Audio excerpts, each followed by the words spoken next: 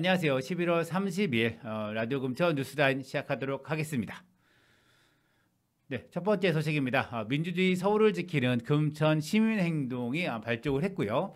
477명의 금천 구민이 사진처럼 인증샷을 찍었습니다. 인증샷의 내용은 오세훈 서울시장이 추진하고 있는 마을, 그리고 주민자치, 사회적 경제, 그리고 주거복지, 도시재생의 예산 삭감에 대해서 좀 항의하고 있고요. 그리고 항의에 대해서 서울 민주주의를 좀 지켜달라는 피켓 시위를 진행을 하고 있습니다.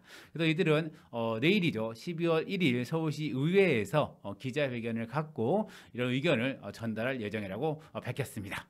지금 12월은 항상 예산을 우리가 다룹니다. 그래서 금천구나 서울시가 예산을 편성해서 의회에 넘기면 의회에서 이것을 심의 의결하게 되는데요. 내년도 2022년 금천구 예산은 6,226억을 편성했습니다. 본 예산이 이겁니다.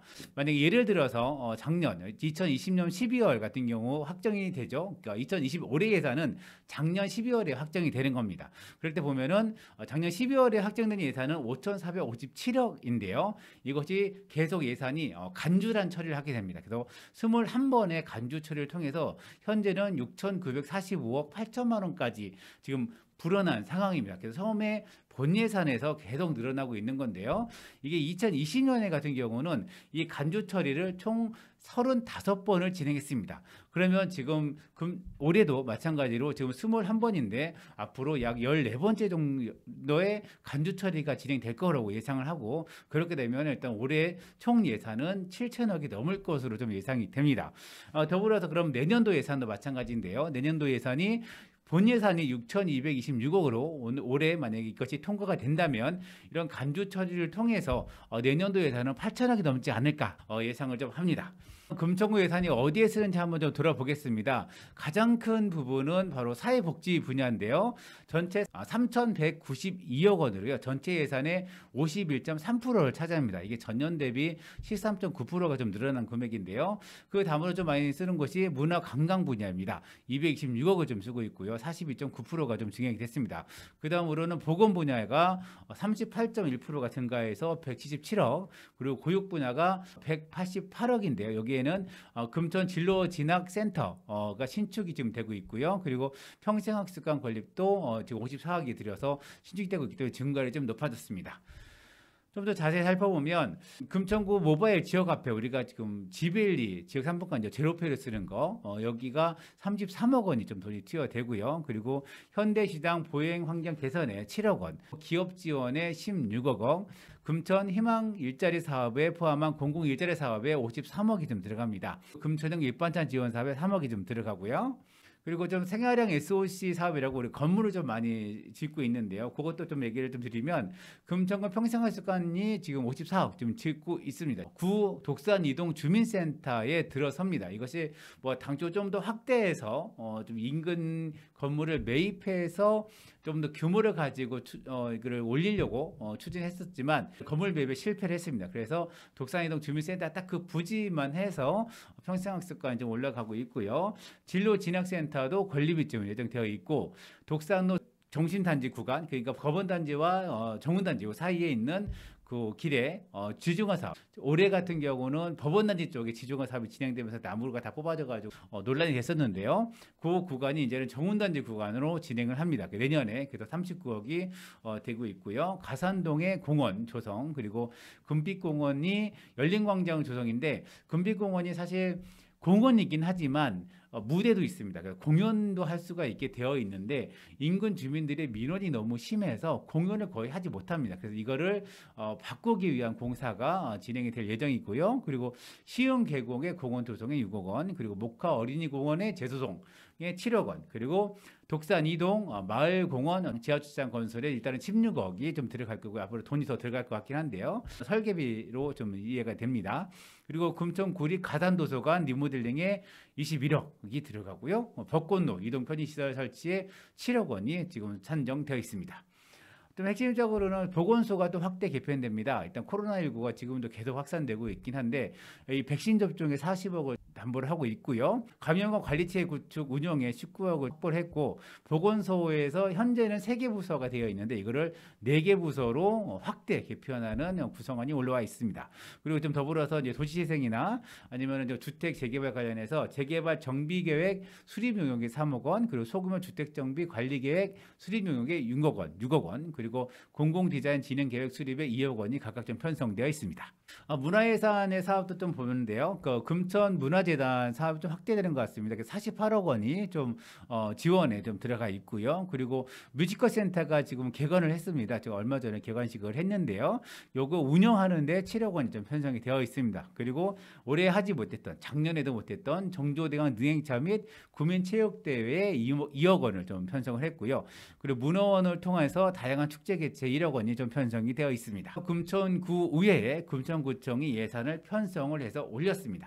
금천구 의회는 232회 정례회를 통해서 이 예산을 심의를 하게 되고 있죠. 그래서 지난 11월 22일부터 심의를 좀 진행을 하고 있고요. 좀 일정을 좀 살펴보게 되면 일단 22일부터 30일까지 행정사무감사를 좀 진행을 합니다. 지금 아마 오늘이 마지막 행정사무감사가 진행이 될 거고요. 내일부터는 소관 상임위별의 안건이 있습니다. 안건에 대한 심의를 조례 심의를 좀 진행을 하고 이건 딱 하루로 끝납니다. 12월 2일부터 6일까지는 구의원들이 본회의장에서 구정 질의를 합니다. 그래서 구청장이나 국장들 상대로 행정사무감사를 통해서 만들어진 문제다 아니면 갖고 있는 문제의식에 대해서 질의를 하고 여기에 대한 답을 듣는 구정 질문 시간이 있고요. 12월 7일부터 17일까지는 일단 내년도 예산에 대해서 위원회별로 각 국별로 지금 예산안을 심의가 되고 있고요. 심의 의결이 됩니다. 12월 20일 날에는 행정사무검사 결과보고서로 진행이 되고 10월 22일 마지막 날에는 본회의도 최종 통과되는데요. 여기 7일부터 17일까지 위원회별로 심의가 되는데 여기가 예결특위를 좀 진행되는 겁니다. 그래서 초반에는 어떤 예산이 필요하다 막 사업을 얘기하지만 마지막 한두 번 정도는 개수 조정이라고 합니다. 개수 조정이라고 하는 건 뭐냐면 금천구청에서 한 20억을 올렸다. 그러면은 다른 것을 좀 깎고 여기를 좀 늘리자 뭐 이런 숫자를 조정하는 게 있는데 이거는 비공개로 지금 진행이 됩니다. 그래서 이것도 공개돼야 예산에 책임성이 있지 않겠느냐 생각하고 있지만 일단은 비공개로 진행된다는 점 알아보시면 될 것 같고요. 이런 거는 금천구 의회에서 보시면 다 알 수가 있습니다. 네. 내일 진행되는 상임위별 안건을 살펴보면 4가지 좀 안건이 있습니다. 조윤영 구의원이 좀 발의한 전기통신 금융사기 피해 예방 지원이라는 조례가 있고요. 류명기 구의원이 발의한 금천구 환경위원 자녀 학자금 대여 기금 설치 조례 일부 개정 조례안이 좀 있고요. 그리고 2022년도 한국지방세연구원 및 금천문화재단 출연 동의안, 그리고 장기 미집행 도시계획시설 현황 및 단계별 집행계획에 대한 의견 청취안이 올라와 있습니다. 하지만 좀 예산에 대해서 항상 우리가 예산 심의할 때 좀 문제를 제기하고 있는 것인데 이 예산에 대해서 금천구 의원은 알 수가 있지만 우리 주민들은 금천구가 어떻게 예산을 편성했는지 잘 알기가 어렵습니다. 앞서 얘기했던 거는 딱 그렇게만 공개를 합니다. 금천구청에서도 여기에 몇 억, 여기에 몇 억. 하지만 그 사업이 대체 어디에 어떻게 무슨 목적으로 그것을 만들거나 추진하는지는 나오지 않습니다. 금천구청은 의회가 결정하기 전에는 공개 못한다는 입장을 계속 고수하고 있는데요. 사실 참여예산 제도가 지금 금천구청이나 아니면 서울시 모든 지방정부에는 제도가 운영되고 있습니다. 이 참여예산 제도의 가장 큰 핵심은 뭐냐면 재정 운영의 투명성과 공정성을 높이기 위해서 예산에 대해서 시민 통제를 통해서 책임성을 고취시킨 데 목적입니다. 지금 근데 이것이 좀 약간 와전되어서 참여예산 10억 줄게 너네들이 하고 싶은 거 한번 제안 올려봐. 이렇게 좀 진행이 되고 있죠. 그러니까 사실 우리가 6,222억에 대해서 감시를 해야 되는 것이 참여예산의 주 목적인데 여기에서 10억만 뚝 떼서 여기를 주민들이 한번 너네들 사업을 무슨 아이디어 공모하듯이 사업을 공모하는 것으로 참여예산 제도가 좀 변질되고 있는 것이 참 많이 안타깝고 이것이 2011년 9월부터 의무화된 지방재정법에 대해서 명시되어 있음에도 불구하고 이렇게 좀 운영되고 있다는 점이 좀 아쉬운 지점입니다. 그래서 예산 되기 전에는 사실 본회의에서 땅땅땅 두들기면 예산을 바꾸기가 되게 어렵습니다. 주민들이 그 전에 이런 예산이 뭐가 문제구나, 이런 예산이 더 필요합니다라고 제안할 수 있는 통로가 만들어야 되지 않겠는가 생각이 듭니다. 이번에는 서울시 소식인데요. 구에도 이제 구청에 예산을 심의하듯이 서울시도 예산을 시의회에 제출하고 시의회는 예산을 지금 심의 중인데요. 서울시 내년도 총 예산은 44조 748억 원입니다. 44조. 정말 대단한 예산이죠. 그래서 일반회계가 26조, 그리고 특별회계가 12조에 달하고요. 자치구 지원부는 6조고요. 교육청이 3조, 그리고 채무상환에 3천억 이렇게 좀 들어가고 있습니다. 서울시가 발표한 내년도 15대 핵심 과제는 총 15개입니다. 민생과 일자리 회복의 한 그룹이 있고요. 사회 안정망 강화, 그리고 도약과 성장 이런 세 가지 카테고리가 있는데요. 민생과 일상 회복을 좀 살펴보시면 좋은 말입니다. 이런 거를 나쁜 말을 적지는 않고요. 하지만 구체적으로 어떤 사업들이 들어가는지에 대해서는 좀 우리가 따져볼 필요가 있다라는 부분이고요. 많은 분들이 서울시 의회 앞에서 그리고 서울시청 앞에서 기자회견도 하고 오세훈 시장의 정책에 대해서 하고 있지만 이 예산안만 보면 참 좋네 라고 할 수가 있습니다. 전후를 따져봐야 되고 이 예산이 어떻게 구현되는가 라는 부분을 좀 살펴봐야 되는데 오늘은 일단 서울시 예산에 대해서 서울시가 발표한 내용을 좀 전해드리도록 하겠습니다. 몇 가지만 좀 발췌할 건데요. 일단은 민생과 일상 회복에 좀 가장 크게 좀 얘기를 하고 있습니다. 소상공인 취약계층 맞춤형 회복 지원에 3,563억 원이 좀 투여가 됐고 이것이 예산 설명에 가장 위에 있었습니다. 그 얘기는 가장 힘을 쏟겠다는 부분이고요. 청년 성장에 공정한 토대 마련에 9,934억이 투여됩니다. 그런데 큰 거는 청년 주거 지원에 7,486원이 들어가는 게 있고요. 그리고 청년 취업 사관학교 조성에 2,070억이 좀 들어가는 상황입니다. 그리고 사회 안정망 관련해서는 그 맞춤형 지원을 통한 안심복지구현에 1조 6,711억 원이 들어가는데요. 여기서 가장 큰 부분이 장애인 자립생활 기반 조성 및 구축에 5,112억, 3분의 1이죠. 3분의 1에 대한 좀 비용이 좀 들어갑니다. 그리고 1인 가구 지원에 1,070억이 좀 들어가고요. 유치원이 올해부터 무상급식이 실시되는데 유치원 무상급식 그리고 어린이집 급간식비 인상이 281억이 됩니다. 그리고 이제 양질의 주택 공급을 위한 서민 주거 안정 기반에 6,177억이 들어가는데요. 일단 저유지 그리고 이제 유휴부지를 활용한 공공주택 건설에 1,110억이 산정이 되어 있습니다. 까지 제가 말씀드렸는데 요거에 대해서 서울시의회도 금천구 의회처럼 지금 정례회를 통해서 이 예산을 심의하고 있습니다. 보시면 11월 1일부터 했고요. 지금 12월 22일까지 52일간 한 달 반이 거의 2달간 이런 임시회가 진행이 됩니다. 그래서 보시면 여기 마찬가지입니다. 행정사무감사를 11월 2일부터 15일까지 진행을 일단 했고요. 그리고 16일, 17일, 18일, 19일 내까지 상임위 활동을 좀 진행을 합니다. 그리고 여기는 예결산을 12월 3일부터 15일까지 13일까지 진행을 하고요. 16일에 예산에 대한 안건 처리를 하고 17일부터 21일 같은 경우는 또 상임위 활동을 하고 다시 또 이제 20일 마지막 날이죠. 안건 처리를 하는 이런 순서가 있습니다. 이것도 마찬가지로 서울시의 홈페이지나 아니면 서울시의회를 방문하시면 방청도 다 가능하니까 우리 주민 여러분들이 알고 싶으시면 좀 이런 것들 직접 체감하고 싶다. 싶으시면 방문하셔서 이런 것도 가능할 것 같습니다. 금천구 의회도 마찬가지입니다. 네, 지역 소식 좀 전해드리겠습니다. 2021년 금천구 먹거리정책 토론회가 오늘 열립니다. 오늘 5시에 카페 자리, 독산동에 위치해 있죠. 자리에서 진행이 되고요. 금천구 푸드 플랜 어떻게 만들까라는 주제로 진행이 되는데요. 자세한 그 토론 주제가 있는데요. 네, 일단은 길청순 지원 농업 네트워크 서울 경기 제주 협동조합 이사장이 먹거리 선순환 체계 푸드 플랜의 필요성과 사례 그리고 김선정 건강한 농부 사회적 협동조합 운영위원장이 먹거리 돌봄 마을 부엌의 역할과 과제가 어떻게 대해서 여기에 대해서 좀 발제를 진행하고요.